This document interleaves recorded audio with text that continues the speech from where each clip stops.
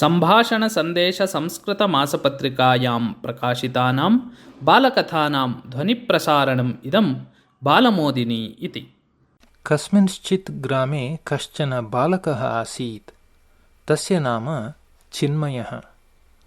बाल्यादपि चिन्मयस्य रुचिः पठनापेक्षया पक्षिनिरीक्षणे एव अधिकाः आसीत्। अतः सः बहुवारं शालामागत्वा अरण्ये अटति स्म। पक्षिणां ध्वनिम् अनुकरोति स्म। पितुः तर्जनेनापि तस्य मनः न पठने संलग्नं न भवति स्म। एकदा चिन्मयः अरण्ये अटन् आसीत्। तदा कुतश्चित् सुमधुरं ध्वनिं श्रुत्वा तस्य अनुकरणं कृतवान्। अनन्तरं सः शब्दं कुर्वन्तं पक्षिणं दृष्टवान्। तस्मिन् क्षणे तस्य आनन्दः अवर्णनीयः आसीत्। किन्तु तदा एव तस्य मनसि कश्चन दुर्विचारः प्रविष्टः यत् यदि एषः पक्षी नित्यं मया सह एव तिष्ठेत् इति। एवं विचिन्त्य चिन्मयः तं पक्षिणं गृहीतवान् एव। गृहम् आगत्य पक्षिणं पञ्जरे स्थापितवान्। सः पक्षी अतीव श्रान्तः आसीत्, यतः सः अतीव लघुः शावकः। सः तदा एव गानं डयनं च ज्ञातवान् आसीत्। मातुः आलम्बनं विना सः अन्येषु विषयेषु अनभिज्ञः एव आसीत्।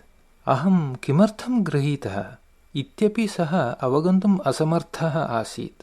किन्तु चिन्मयस्य उत्साहः महान् आसीत्।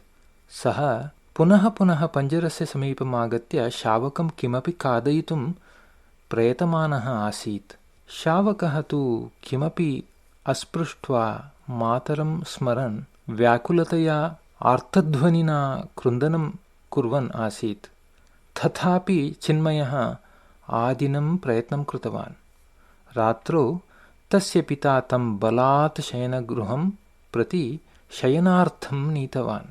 प्रातः शीघ्रम् उत्थाय चिन्मयः पञ्जरसमीपं गतवान्। किन्तु पञ्जरसमीपस्थं दृश्यं दृष्ट्वा किं कर्तव्यमूढः सन् सः दूरे एव स्थितवान्। तद्दृश्यं तु अविश्वसनीयमेव आसीत्। पञ्जरस्य समीपे एकः पक्षी आसीत्। सः एतं शावकं बहुप्रेम्णा किमपि खादयन् आसीत्। चिन्मयः दूरादेव सर्वं सावधानमनसा पश्यन् आसीत्। यदा अन्यः पक्षी गतः तदा चिन्मयः धावन् पञ्जरसमीपम् आगतवान्। तावति काले सः शावकः मृतः आसीत्। चिन्मयस्य बहु दुःखम् अभवत्। झटिति सः सर्वं वृत्तान्तं पितरम् उक्तवान्। शावकस्य मरणकारणं पित्रा अपि न ज्ञातम्। अतः सः चिन्मयं पक्षितज्ञस्य स्वमित्रस्य समीपं नीतवान्। तं समग्रवृत्तान्तम् उक्तवान्। शावकः कथं मृतः इति च पृष्टवान्।